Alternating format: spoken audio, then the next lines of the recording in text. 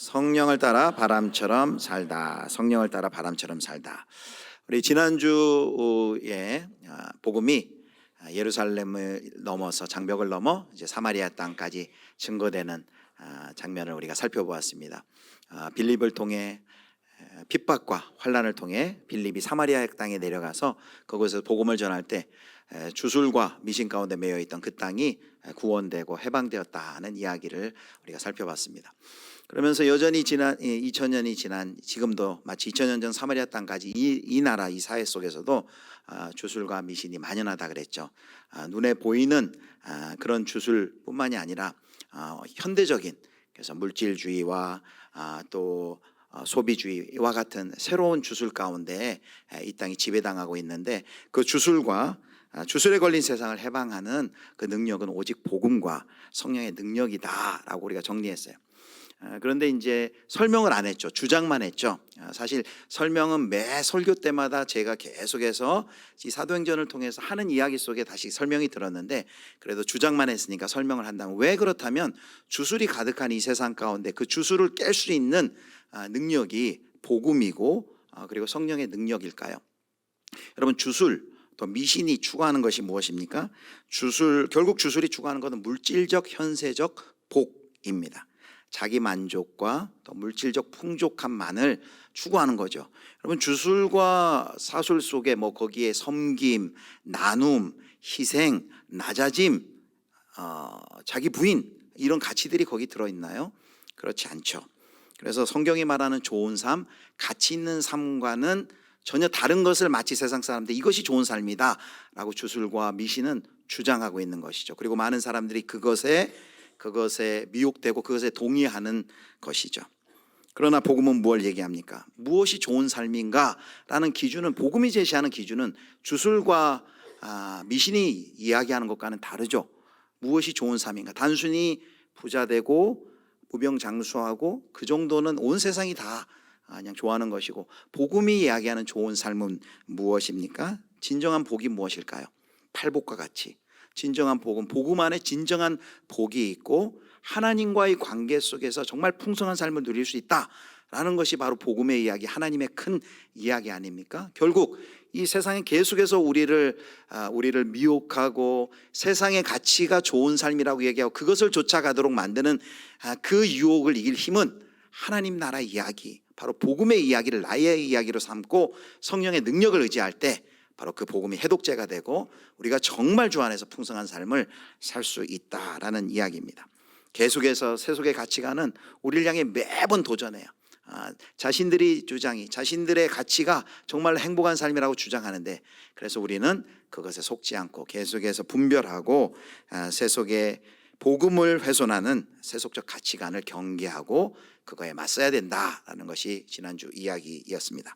자, 오늘 본문에서는 사마리아 선교의 주역이었던 빌립이 다시 한번 성령님의 강권적인 역사 가운데 이제 가사란 곳으로 내려가서 거기서 에디오피아 내시를 만나는 장면입니다. 우리는 이 이야기를 통해서 다시 한번 복음이 사마리아의 경계를 넘어 이제 땅끝으로 가게 되는 그런 역사를 우리가 확인하게 될 것입니다.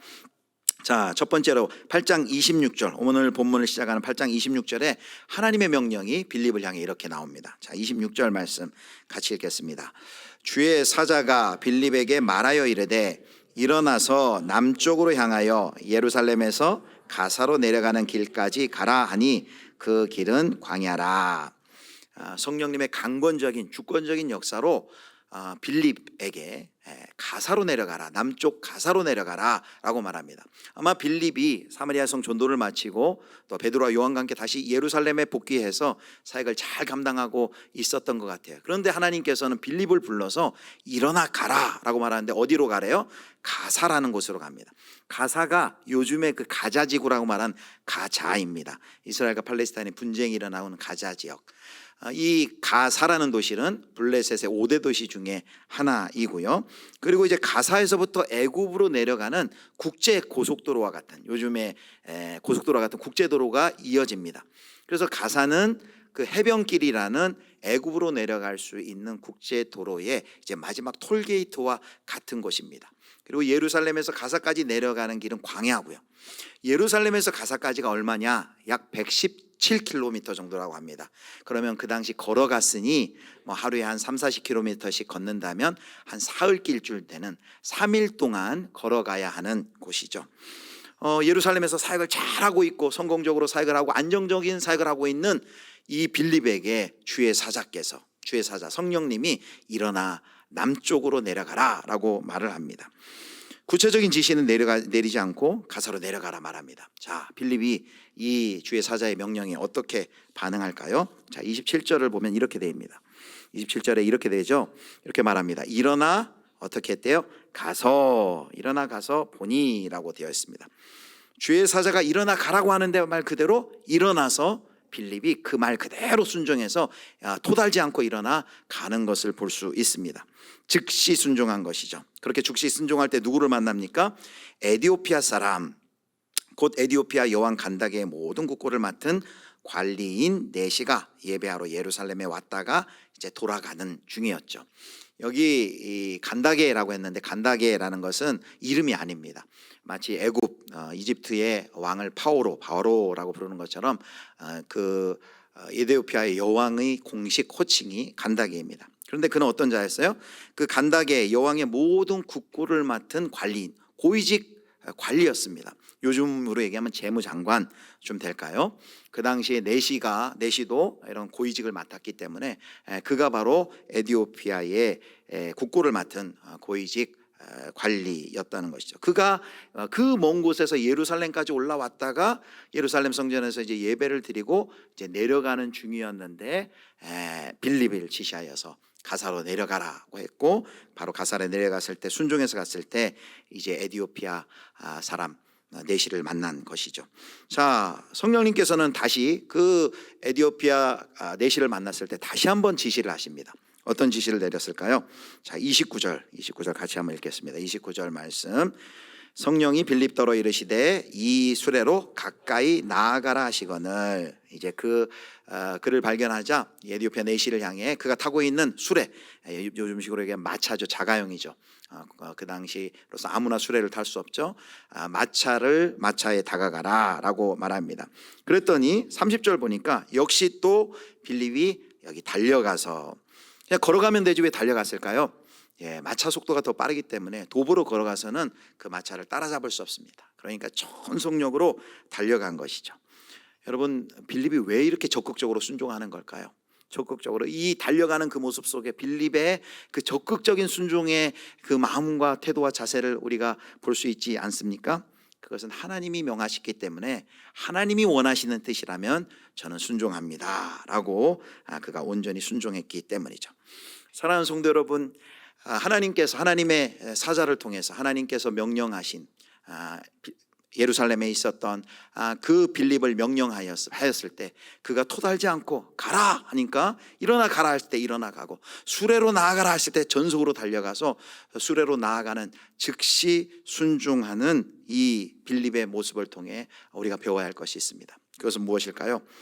여러분, 성령님을 바람에 비유해요. 바람이 불고 싶은 대로 부는 것처럼 성령님께서는 자유롭게 활동하십니다. 그래서 성령으로 거듭난 성도들은 마치 바람 같은 성령님의 인도를 받아요. 바람에 민들레 홀씨가 날려다니듯 성령님이 바람 같은 성령님이 인도하신 대로 성도들은 움직여야 한다는 것이죠. 어디로 갈지 모르나 바람 같은 성령님이 인도하시는 대로 우리는 순종의 발걸음을 내디뎌야 한다는 것입니다. 빌립은 성령의 인도를 따라 가라 하면 갔고, 그리고 그 마차를 향해 나아가라 하면 나아갔고, 가라면 가고 옮기라면 옮기고 서라면 섰던 전적으로 순종했던 사람입니다. 그래서 우리가 오늘 말씀을 통해 첫 번째 대지 이렇게 같이 정리하겠습니다. 첫 번째 같이 읽겠습니다. 성령의 인도하심에 영적인 민감함과 담대한 순종으로 반응하라. 여기 두 가지가 나오죠. 성령님이 인도하실 때 첫 번째는 우리에게 뭐가 있어야 돼요? 성령님께서 인도하실 때 우리가 그 인도하심을 깨닫는 영적인 민감함이 우리 가운데 먼저 필요합니다. 이 시대는 빌립에게 얘기한 것처럼 막 귓전을 울리도록 하나님이 그렇게 말씀하시지는 않겠지만, 지금도 하나님께서 우리의 양심을 통해 우리의 심령을 통해 우리 가운데 감동을 주세요. 우리 가운데 감동을 주세요. 최근에 우리 성도 여러분 성령의 감동을 받아본 적이 있습니까? 그렇게 감동하실 때 성령님께서 감동할 때 그것을 부인하지 말고 그것을 거절하지 말고 여러분 그 성령의 감동에 우리가 순종할 때 어떤 일을 경험합니까? 우리가 생각하지도 못한 그런 놀라운 하나님이 하시는 일들을 경험합니다. 성령님의 역사, 성령님의 감동에 먼저 민감해야 되는 거죠. 민감하고 그 다음에는 담대하게 순종하는 것이 필요합니다. 담대하게 순종하는 것이 필요합니다. 그래서 찬양 복음성가 가사 중에 주님 말씀하시면 어떻게 한대요?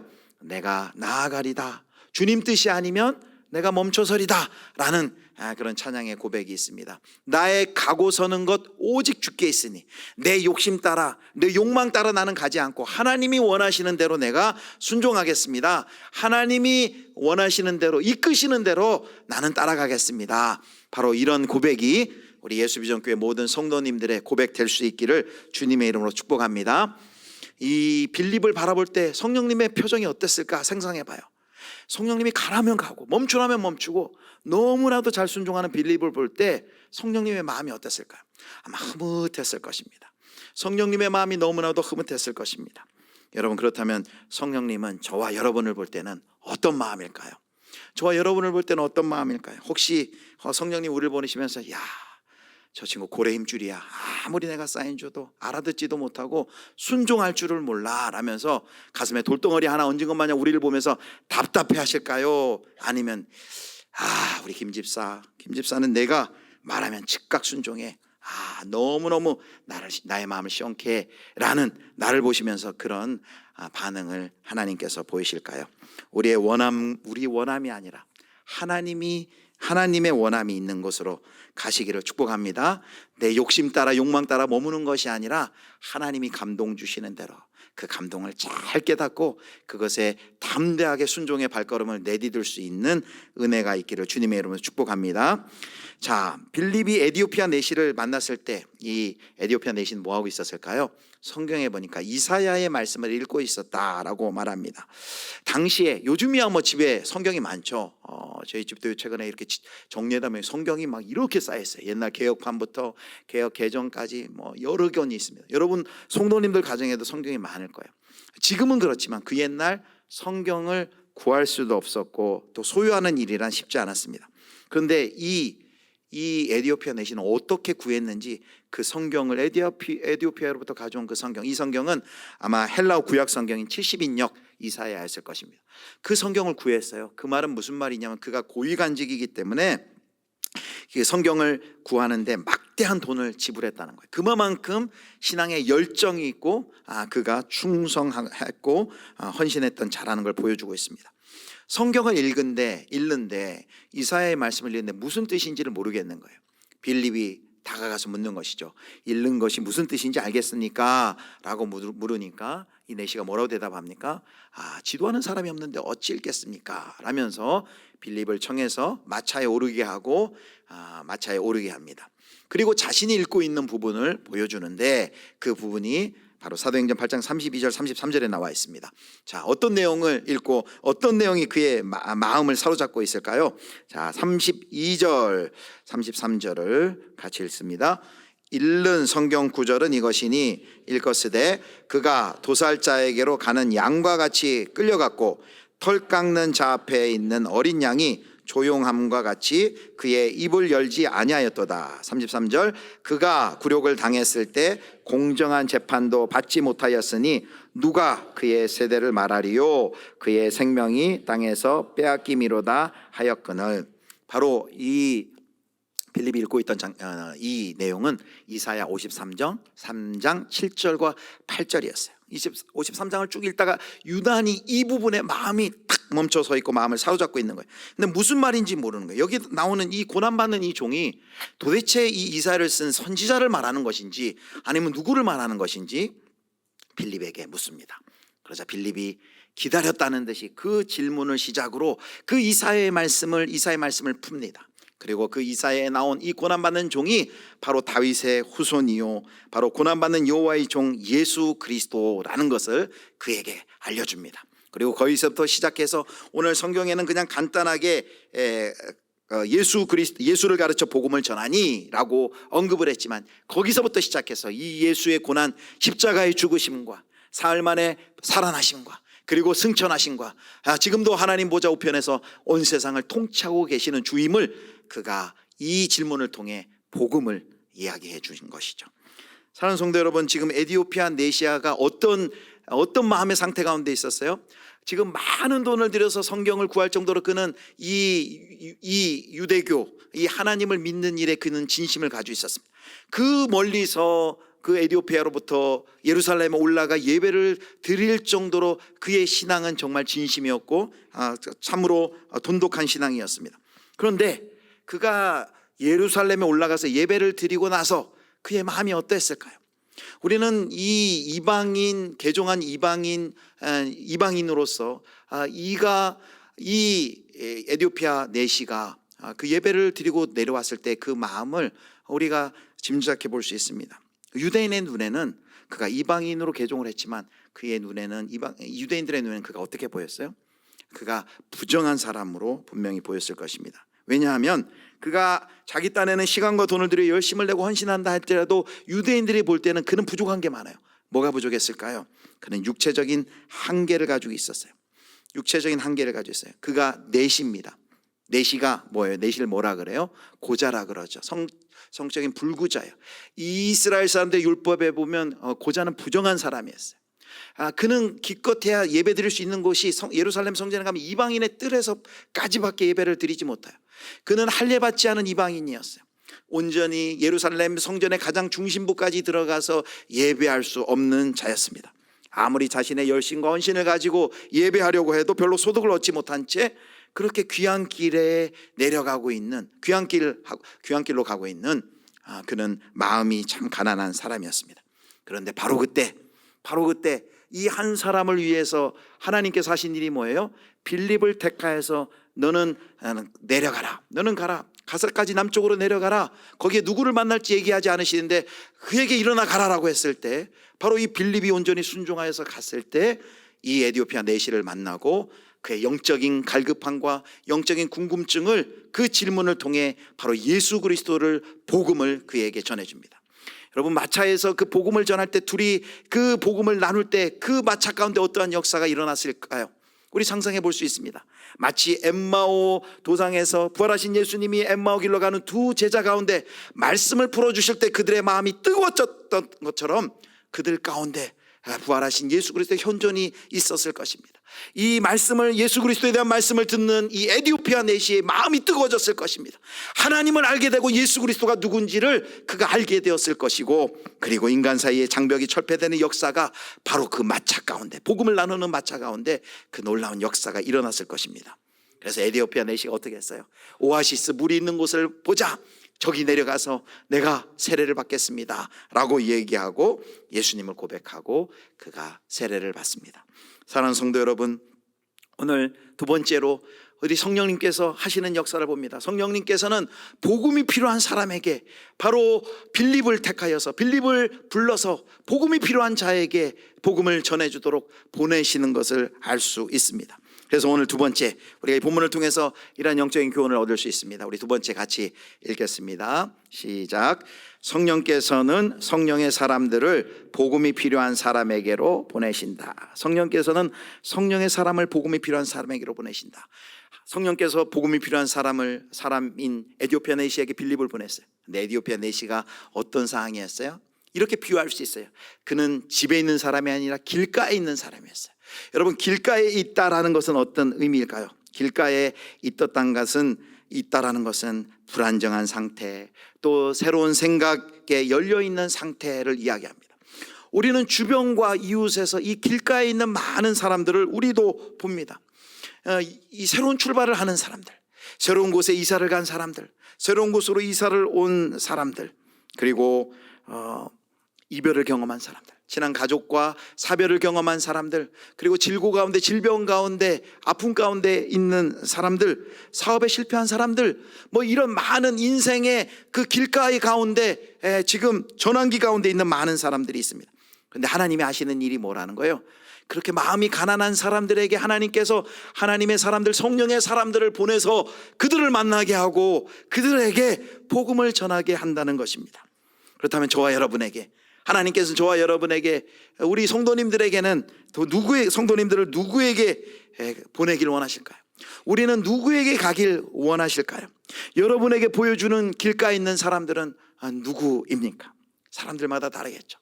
어떤 분들은 특별히 탈북한 분들에게, 북한 선교의 마음을 가지고 탈북한 분들에게 마음이 있으신 분도 있을 거예요. 어떤 분들은 또 다문화 가정에, 우리 이 장희동 근처에도 우리 예수비전교회 비전트리 센터에도 다문화 가정의 자녀들이 많이 나와요. 다문화 가정을 향한 그 긍휼의 마음이 있는 분들도 있을 거예요. 어떤 분들은 또 미혼모들 향해서, 어떤 분들은 또 홀로서기에 나선 청소년들, 보호종료 아들을 향해서 하나님께서 그들을 긍휼히 여기는 마음을 부어주시고 그들을 눈에 보여주시고는 그런 분들이 있을 거예요. 저와 여러분에게는 어떤 분들을 보여주시고 있습니까? 여러분, 성령의 음성에 귀를 기울여 보시고, 성령님께서는 도대체 나를 통해 누구에게 나를 보내시려는가 생각해 보면 하나님이 우리에게 주시는 마음이 있습니다. VIP 전도 축제 초청 예배가 한 3주 남았는데 지금 우리 성도님들이 작정하신 한 480여 분의 VIP들도 그렇게 하나님께서 여러분들 가운데, 성도님들 가운데 보여주신 분들 아니겠습니까? 바로 하나님께서 그 분들을 보여주실 때 빌립처럼 온전히 순종함으로 그에게 나아갈 때 하나님께서 복음의 접촉점도 주시고 복음을 전할 수 있는 기회를 허락하시고 그를 통해 그 놀라운 생명과 자유와 해방의 역사를 경험하는 것을 보게 됩니다. 저와 여러분, 성령님께서 보내시는 사람들께 아멘하고 순종하며 나아가는 은혜가 있기를 주님의 이름으로 축복합니다. 자, 이제 본문의 마지막 부분, 이제 세례를 받은 그 빌립을 하나님께서 어떻게 인도하는지 보겠습니다. 자, 39절 40절을 보겠습니다. 자, 우리 호산나 찬양대가 39절 읽겠습니다. 둘이 물에서 올라올새 주의 영이 빌립을 이끌어 간지라 내시는 기쁘게 길을 가므로 그를 다시 보지 못하니라. 40절 같이요. 빌립은 아소도에 나타나 여러 성을 지나다니며 복음을 전하고 가이사라에 이르니라. 아멘. 빌립을 이제 그 에디오피아 내시로부터 세례를 받은 후에 그 빌립을 데리고 하나님이 어디로 데려가냐면 아소도란 곳, 얘가 구약의 아소도시입니다. 다니며 여러 성을 다니며 복음을 전했다. 그리고 8장의 마지막, 이제 그가 이제 어디에서 있냐면 가이사랴라는 그 지역에서 그가 복음을 전합니다. 하나님이 복음 전하기를 원하시는 사람들을 이렇게 곳곳으로 데려가시며 복음을 전하고 있는 것이죠. 이제 이 빌립의 이야기는 사도행전에 쭉 안 나오다가 21장, 사도행전 21장, 약 지금으로부터 20년 뒤에 이 빌립의 모습이 사도행전 21장에 나와. 이제 우리가 수개월 뒤에 21장도 살펴보겠지만 거기 보면 빌립을 뭐라고 소개하냐면 전도자 빌립이다 라고 말합니다. 지난 20년간 사도행전에는 나오지 않지만 그가 지난 20년간 그 하나님께서 그를 보내신 가이사랴에서 어떤 일을 했음을 보여줍니다. 거기에는 그의 네 딸과 결혼도 하고 네 딸과 함께 살면서 그는 여전히 복음 전도자로서 신실하게 살고 있는 모습을 보고 있습니다. 빌립은 사도가 아니에요. 요즘식으로 얘기하면 성도, 평신도라고 얘기할 수 있어요. 모든 목회자, 교육자들에게도 본이 되지만 또 우리 성도님들에게도 빌립은 좋은 본이 됩니다. 어떤 본일까요? 오늘 말씀처럼 성령님께서 가라 하면 가고 서라 하면 서고, 그리고 복음을 전할 기회가 있을 때 평소 하나님의 말씀을 사랑하고 그 말씀이 충만해서 그 복음의 핵심 정수를 전할 수 있는 준비가 되어 있던 사람이 바로 빌립이었습니다. 그리고 오늘 세 번째, 우리가 기억해야 될 것은 하나님께서 빌립을 부르심으로 그가 아멘하고 순종하여 그 먼 거리 117km를 걸어서 가는 그 순종을 통해 하나님께서 그를 통해 하신 일이 뭐예요? 빌립은 아마 그 일이, 그 의미가 어떤 의미인지 몰랐을 거예요. 내려가면서도 도대체 이 뜨거운 광야를 지나 도대체 누구를 만나러 가는 것일까 하는 그런 의심도 아마 있었을 거예요. 그런데 거기 갔을 때 그가 만난 사람이 누구예요? 하필 에디오피아 내시가 예루살렘에서 예배드리고 가난하고 긍휼한 마음으로 내려오는 그를 만나서 이 복음에 대한 궁금함을 가지고 있던 그에게 복음을 전함으로 이제 복음이 어떤 경계를 넘습니까? 바로 에디오피아. 여러분, 에디오피아는 그 당시 땅끝으로 여겨지는 한 지역이에요. 예루살렘과 온 유대와 사마리아 땅끝까지 이르러 내 증인이 되라는 이 사도행전 1장 8절의 말씀이 다시 한번 이 빌립의 그 사랑의 수고를 통해서 자기는 계획하지도 않았는데 그 에디오피아 내시를 만남으로 복음은 에디오피아 넷이 함께 땅끝인 에디오피아로 들어가는 이 놀라운 역사를 이제 보게 됩니다. 그래서 오늘 마지막, 오늘 말씀의 세 번째 영적인 우리 교훈을 이렇게 정리하겠습니다. 같이 읽겠습니다.